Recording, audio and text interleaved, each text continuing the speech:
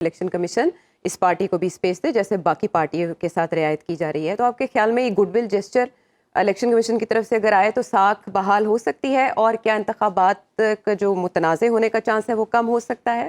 نہیں, میرا نہیں خیال ہے. البتہ اب تک جو مقاصد تھے کہ پی ٹی آئی کو ایک بے یقینی کی کیفیت میں رکھنا, اس کو فرسٹریشن کا شکار رکھنا, ایک نا امیدی اور بددلی اس کے ووٹرز میں پھیلانا کہ انہیں یہ پتہ ہی نہ ہو کہ پارٹی جو ہے الیکشن لڑ بھی سکے گی یا نہیں لڑ سکے گی. جس طرح ان کے لوگوں کو اٹھایا گیا, انہوں نے پارٹیاں بدلیں, کسی نے چلے کاٹے, کسی نے گلگت کی سیر کی, پھر کس طرح وہ ان کے لوگوں سے کاغذات چھینے گئے, پھر ان کے ہول سیل مسترد ہوئے کاغذات, پھر ہول سیل وہ جس طرح ان کے اپیلیٹ ٹریبیونل میں منظور ہوئے.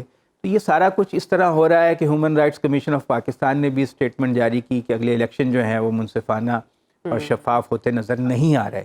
اسی طرح ڈان اخبار جو کہ ایک معتبر اخبار ہے, اس نے بھی کہا کہ الیکشن کمیشن جو ہے کمپلیسٹ ہے اس کے نامنصفانہ ہونے میں, یعنی وہ خود اس میں شریک کار ہے اور وہ اس میں ساتھی بن گیا ہے اس سارے عمل میں.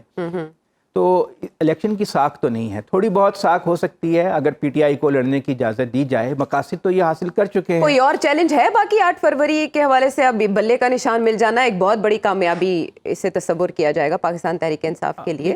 کامیابی کیا ہے؟ ایک شخص کو آپ نے انجر کر دیا, اب اس کی آپ ڈریسنگ کر دیں تو آپ یہ تو نہیں کہہ سکتے کہ اس کو ریلیف مل گیا ہے یا اس کی کامیابی ہو گئی ہے. جو انجری ہونی تھی وہ تو ہو گئی اس کو. اب آپ کی بین الاقوامی سطح پہ بھی جو الیکشن کی ساکھ ہے وہ متاثر ہوگی اگر آپ ایک پارٹی کو الیکشن لڑنے کی اجازت نہیں دیں گے. ڈی رجسٹریشن ہوئی ہے نا بنیادی طور پہ, تک اس کو رجسٹریشن ختم کر دی گئی, اس لیے اس کا نشان واپس لے لیا گیا.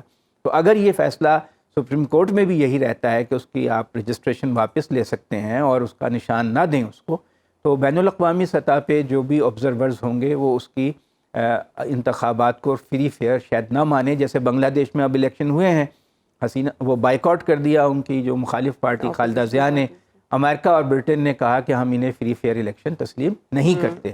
لیکن اس سے بعض لوگوں کو فرق نہیں پڑتا, حسینہ واجد کو کوئی فرق نہیں پڑا ہے. تو پاکستان میں دیکھنا ہوگا کہ ہم وہ روٹ استعمال کرتے ہیں کہ الیکشن کی ساکھ جو ہے اس حد تک متاثر ہو جائے. البتہ اگر وہ ان کو موقع مل گیا تو وہ ایک مزمحل پارٹی کے طور پہ ہی صحیح, کٹی پھٹی پارٹی کے طور پر صحیح الیکشن لڑ لیں گے تو تھوڑی بہت سیمبلنس آف کریڈیبلٹی اس کو پروسیس کو. لیکن بیرسٹر علی ظفر تو بہت کانفیڈنٹ ہے, وہ کہہ رہے ہیں الیکشن ہم جیتیں گے. یہ کہہ رہے تھے نا کہ پٹی باندھ دیں تو انجری تو نہیں نہ ریکور ہوتی. ہاں, شکر کریں اس کو مرچی نمک نہیں ڈال رہے. یو تھنک کہ کل کچھ غیر معمولی بھی ہو سکتا ہے یا ان کا باپ بند وہ پینشن بچا گئے؟ جو اب تک ٹریڈیشن ہے وہ یہی ہے کہ جب کوئی استعفیٰ دے دیتا ہے جج جس کے خلاف کوئی ریفرنس ہو سپریم جوڈیشل کونسل میں, تو وہ ڈراپ کر دیے جاتے ہیں چارجز.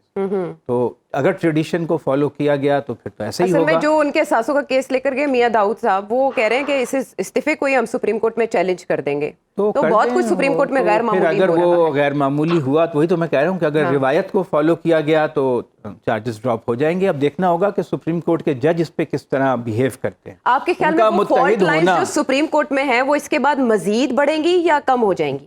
میرا خیال ہے کہ سپریم کورٹ کے جج اس حد تک آگے نہیں جائیں گے کہ اپنے ایک کولیگ کے بارے میں, کیونکہ جسٹس عیسیٰ کو یہ فائدہ ہوا کہ تمام سپریم کورٹ متحد تھی اور ان کے خلاف جو انکوائری تھی وہ روک دی گئی سپریم جوڈیشل کونسل کی, اور پوری کورٹ بیٹھ کے ان کا انہوں نے مقدمہ سنا. آ گئی تھی جو سپریم کورٹ نے منگوائی تھی وہ بھی ختم بند کر دی گئی. لیکن ان کو یہ ایڈوانٹیج نہیں تھا. اپنے جواب میں حوالہ دیا ہوا ہے قاضی فائز عیسیٰ کے کیس کا اور کہا گیا ہے کہ وہاں یہ فیکٹس اسٹیبلش ہو چکے ہیں, سپریم کورٹ کی جو ڈویژن ہے, جو اس کی تقسیم ہے, وہ اثر انداز ہوئی اور انہیں یہ محسوس ہوا کہ میرے معاملے پہ ججز متحد نہیں ہیں تو میں باعزت طور پہ ریٹائر ہو جاؤں. اور جو کہ وہ ان کے جو سینئر جج ہیں اعجاز الحسن صاحب, انہوں نے اپنے خط میں لکھا بھی ہے کہ سپریم جوڈیشل کونسل کی جو کارروائی ہوتی ہے اس میں ڈیبیٹ اینڈ ڈسکشن نہیں ہوتی, دے آر نان ایگزسٹنٹ, اور کسی کو بولنے کی اجازت نہیں دی جاتی.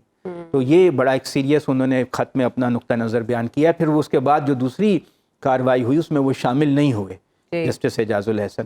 تو اب یہ جو سپریم کورٹ کے ججوں کی تقسیم ہے, ان کی نظریاتی تقسیم کہہ لیں, ان کی لیننگز کے حوالے سے تقسیم کہہ لیں, وہ زیادہ واضح ہو کر سامنے آئی ہے.